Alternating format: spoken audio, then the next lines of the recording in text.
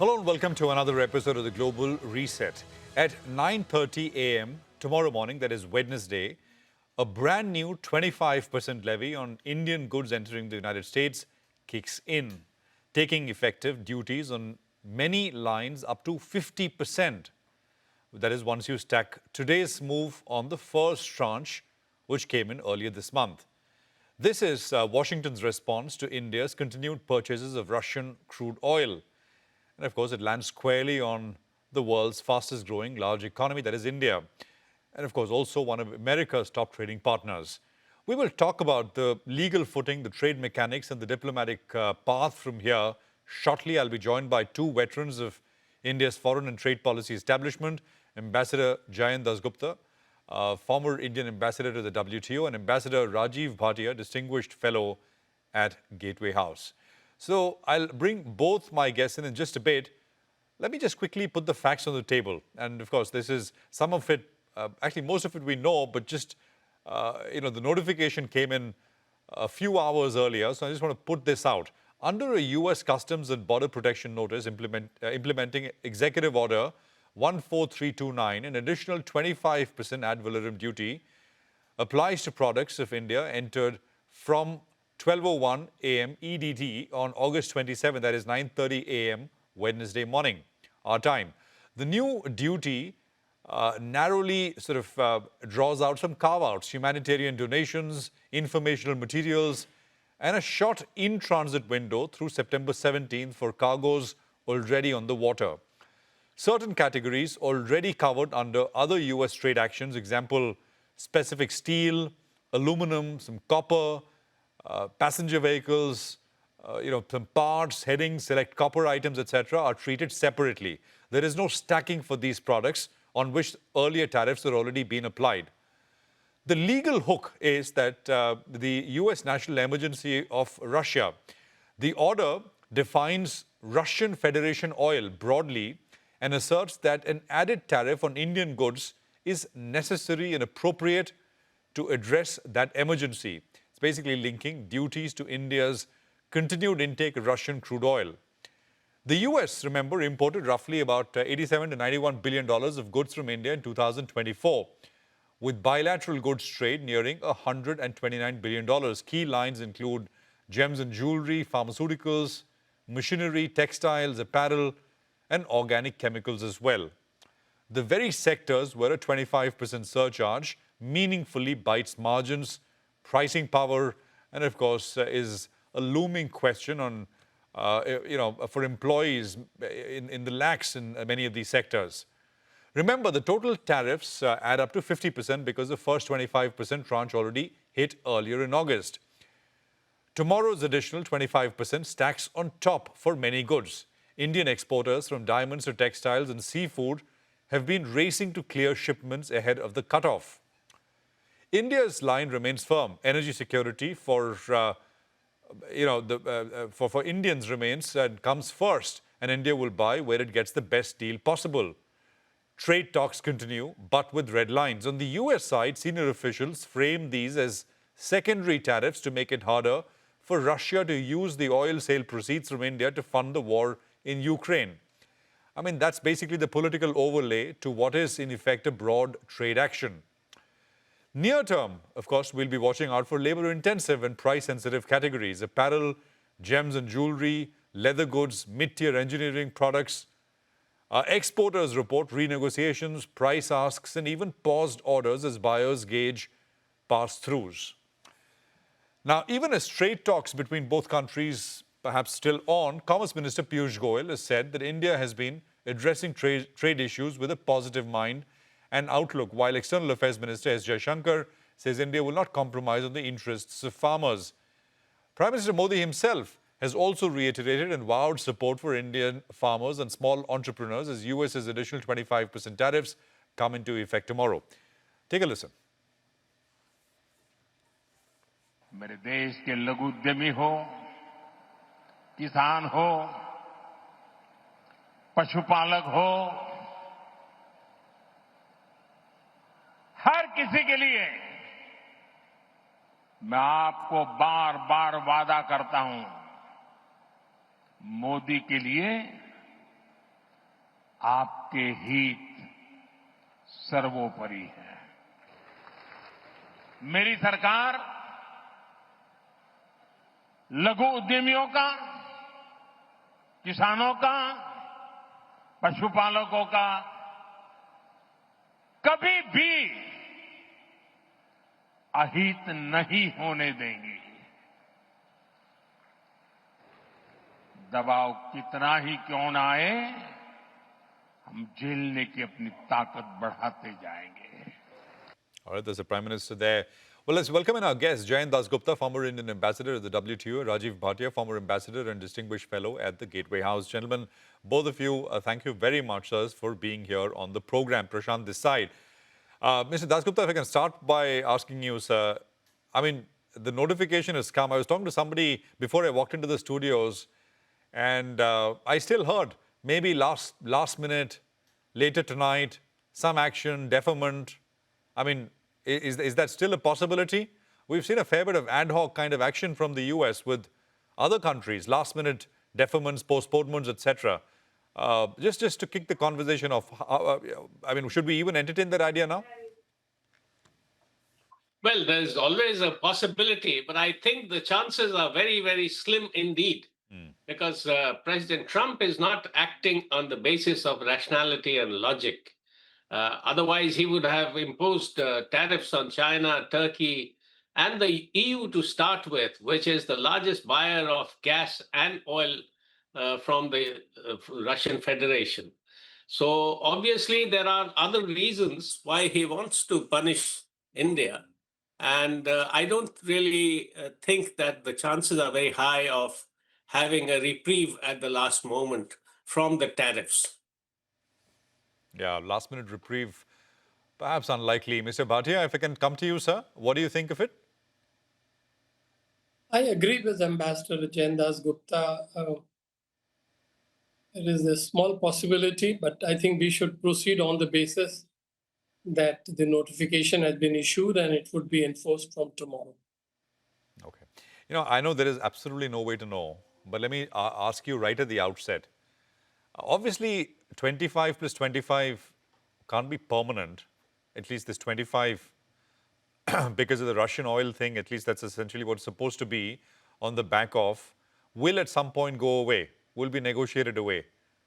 But for now, it comes into effect, as both of you say. There's, I mean, the room, it's a very, very narrow possibility that something happens last minute. But how long will this additional 25% be with us? I want to just get both of your, I mean, just how you think about this, Mr. Bhatia. Well, that is an invitation to take a reason to guess. And I think I would say basically that all kinds of diplomacy work on optimism. Diplomats work on the assumption that through conversations and negotiations, you can bring a convergence of interests of two countries and therefore have a deal, an arrangement. So I would probably put it to perhaps a few weeks during which negotiations are bound to take place. There would be further movement on the Ukraine issue. And now that Delhi and Washington have very clearly laid out their viewpoints, at some stage there would be a meeting point. Let us be clear that this is not the first time a kind of serious tension or even crisis-like situation has emerged in India-US relations. There have been many occasions in the past. Yeah. And the relationship survived. And therefore, we should be optimistic that this problem would also be resolved. Mr. Dasgupta, same question to you. I mean, I know it's a guess. I mean, we don't know, but if you would hazard a guess, sir. Mr. Bhatia said a few weeks. Well, I am afraid I am not so optimistic. I think, the larger macroeconomic issues will have to, decide when President Trump starts the rollback process, not only on Indian tariffs of 25%, but on the first tranche of tariffs of 25%, which he imposed on from the 7th of August. But the 15% on the European Union, because I think resentment within the EU is also growing. And Ursula von der Leyen has been at pains to explain that this is the best deal that she could get. So there would be a pushback, and there could be even retaliatory action taken by other countries. So I think by about spring, early spring, let's say March or so, the impact of these tariffs would start pinching and hurting the American consumers and the industry and the workers as well in terms of employment. So then there would be a chance of a rollback. The other point, which has been mentioned by many experts, is that the American elections, midterm elections, are scheduled for November 26th, and the clock has already started ticking now or will very shortly. And that would have a huge bearing on the common man, the people who would be hit the hardest by the American tariffs within the So, US. yeah, And no, that would lead to a rollback of the tariffs. you're saying an organic pass through to the consumer and then the backlash, and then, I mean, it's fair enough, and we've heard that's. But you don't think proactively? I mean, of course, we wouldn't want these 25%. I mean, those red lines, etc., are there. But you try, right, to get these down. So you don't think those efforts will lead Well, any results before that? It'll have to be this organic pass through and then and the rollback. Yeah. Well, I think, I'm sorry for interrupting. I think in the case of the two countries, I share the views of Ambassador Bhatia. But the point is that, India has offered a huge amount of concessions to the Americans already by way of industrial products. And mind you, the industrial products, if you look at the trade, it ranges from 91 to 93% of the total trade between countries globally. That is the norm. So if you look at soya, corn, and let's say dairy products, how much would it be? Even if we were to hypothetically reduce the tariffs to zero, how much would that be? In terms of the total trade between the US and India. So obviously, I think President Trump is fixated on, not only on soya, corn, and dairy products, because he's now shifted his attention and his target to Russian oil. Suppose we were to stop buying Russian oil completely, tomorrow it would be Russian arms.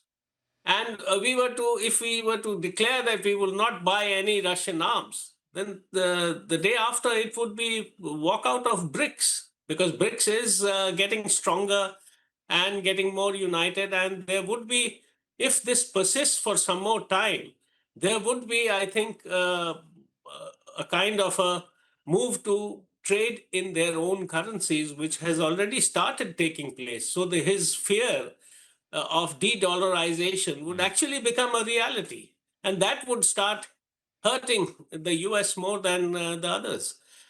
India would get hurt very badly. It's already started hurting very badly, because 25% against 19 and 20% of the competitors for the labor-intensive industries that you mentioned has already started leading to cancellation of orders, renegotiations, which will not succeed, because nobody has that kind of margin any longer, an exporter, that he can absorb 6% of the profits or the costs and say that, all right, I will continue selling.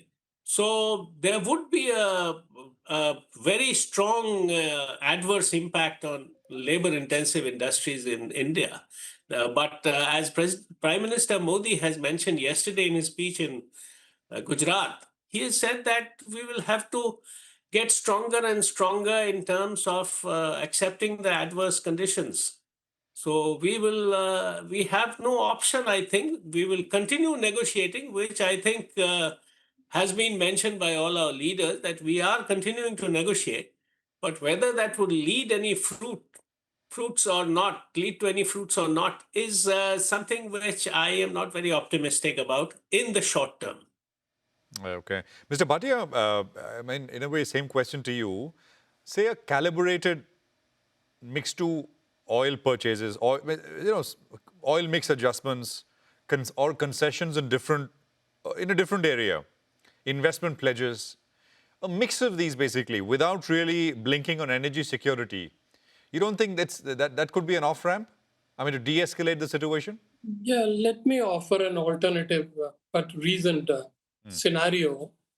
We are talking of two separate things, the basic tariff, 25%, and the so-called secondary or additional tariff, or even somebody has called them as sanctions. So the second one is totally discretionary, and the speed with which the administration has imposed can also be matched by the same speed in which it is withdrawn, depending on how Washington looks at the situation here. Ukraine situation is in flux, and therefore many things can happen in the next 2-3 months. There is also a possibility of President Trump visiting India, and very soon preparations, if they begin, will have to aim as to how to sort out immediate issues, including this issue. So I think you showed just now the pictures of the meeting in White House in February. What a tremendous degree of optimism just 6 months back had been created. There was a joint statement issued by the two governments which ran into 35 paragraphs. It talked about the two leaders agreeing to a plan for $500 billion of trade between the two countries by 2030. So with that kind of optimistic scenario building, which had the full approval of the two leaders, today in August, we find a very dark situation. The point I'm making is that I would not rule out, if diplomacy works, that maybe by November or December, things look very, very different. The other point is that the first 25%, I think there is a very broad feeling among the trade experts and the geopolitical experts that is also not cast in stone.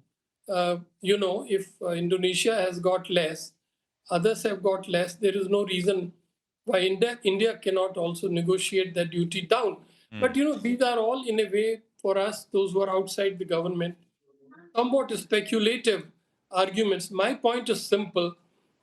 India-US relations have seen difficult days, and they have also seen very good days. Now we are seeing a difficult moment. I think it should be the endeavor of all right-thinking people to make sure, first of all, that our national interests are protected, but at the same time, that we find ourselves on a normal, friendly, cooperative wicket with the US, which is a major strategic partner for India. Oh, absolutely. There's no doubt about it. And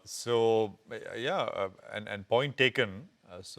We've flip-flopped so much, it's not impossible to imagine that, the situation flips for the better once again, maybe a little in a couple of months from now. We'll continue this conversation. I have to take a quick commercial break here. I just want to leave you with what Mark Mobius, he needs no introduction. He's one of the longest-running emerging markets investor. He's chairman of Emerging Opportunities Fund. Had to say he loves the Indian markets, has for a while. But this, snippet that I'm going to play out is in the context of the tariffs which US is imposing. So listen in. We are back with both our guests. India will be okay, even though it will hurt some industries. For example, pharmaceuticals would be hurt because about 40% of pharmaceuticals exports go to the US. The garment industry, of course, will be hurt because a big portion of their exports go to the US. Jewelry, gems, that sort of thing will be hurt. So those are the three industries, I would say, which will be most hurt by these tariffs. But overall, we would see maybe 0.5% to 0.75% cut in the growth rate of the Indian economy. In other words, instead of going up by 7 or 6%, we might see 5.8 or 6.1 in terms of economic growth for India. So generally speaking, it's bad for India, but it's not disastrous. India's got an incredible domestic market, and more, you're going to see the domestic market taking over from exports and other growth factors in the Indian economy. So I believe that India still is in very good shape. And even despite these problems with trade with the US, which I think at the end of the day will be solved, they will come to some agreement and in some future date, not maybe within the next few weeks or months. Nevertheless, even with these high tariffs from the US, I think the Indian economy will still be doing very, very, very well.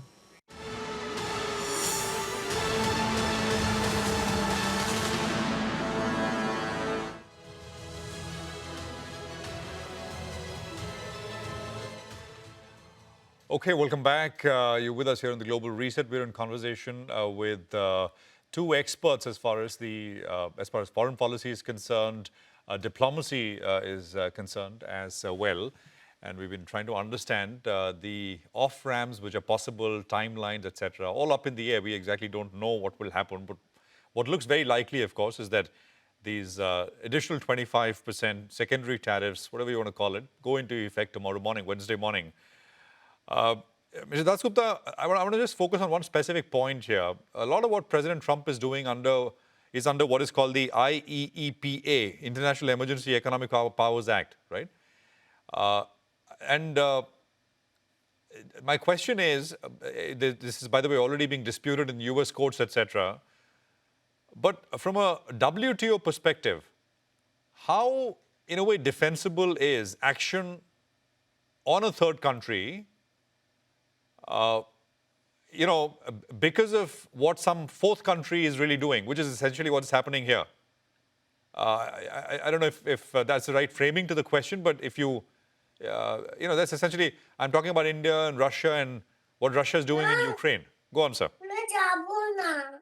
Well, the first point is that even otherwise, the national security interest, which has been supposedly violated by India by buying Russian oil.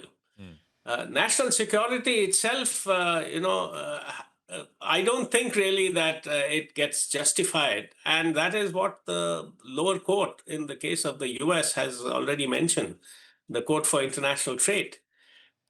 So from a WTO perspective, even the tariffs which President Trump had imposed in his first term, they were all considered WTO incompatible at the dispute settlement level.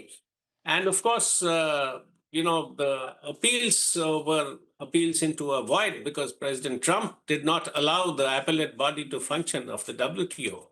So on the first count itself, it is completely WTO incompatible. And the second point is that invoking something, like Russia's war efforts, helping Russia's war efforts, that, could by a stretch be justified, saying that it hurts American national interest. But that will have to be proved as to how it directly affects the US national interest.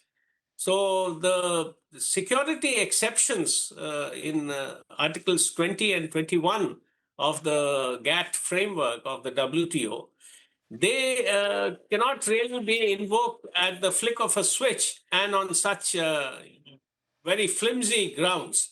So to the short point or the short answer to your question is that they are completely WTO incompatible. But does it matter? There's the next question, Mr. Dasgupta. That's the point. Given the state of, dispute settlement system, how ineffective it has been, and of course, how ineffective it has now become. I mean, would a challenge really mean anything? I mean, India challenging this at the WTO, would it result in anything, mean anything at all? No, it is only a symbolic gesture first, because we are reaffirming our faith in the multilateral system as opposed to President Trump at the moment, who is, he's changing the rules of the game. He's virtually saying, without saying it, that he doesn't believe in the multilateral system, trading system at all. So that is what is happening. It is a symbolic gesture. It is not going to result in anything. But India has reaffirmed that it will play by the rules as far as that is concerned. Yeah. Mr. Bhatia, just last question to you, sir. In your assessment, would this, it's also a slightly longer term, one will have to take a longer term view, right? Will this tariff confrontation, or should India allow this tariff confrontation to be pushed towards other partners? US, of course, is the largest consuming market, is the technology leader. We've got deep ties going back decades, etc. Or do you think one should pursue this relationship with vigor, try to solve this instead of sort of trying to, in a way, diversify one's exposure, etc., with other countries? Thank you for raising that thought-provoking question. It has two aspects, and one can easily address the question of how to do this with regard to the other countries. I think India is following a very reasonable and rational policy. We are going step by step, crafting bilateral trade agreements, in some cases FTAs, and there has been a steady success. So it has been shown very clearly that India believes in dialogue, diplomacy, negotiation, and developing mutually acceptable arrangements. So that is moving fine. As far as the first point is concerned with regard to the US, as you know, in the scholarly community, in the think tank circuit, there is, this famous debate about whether to assert or accommodate.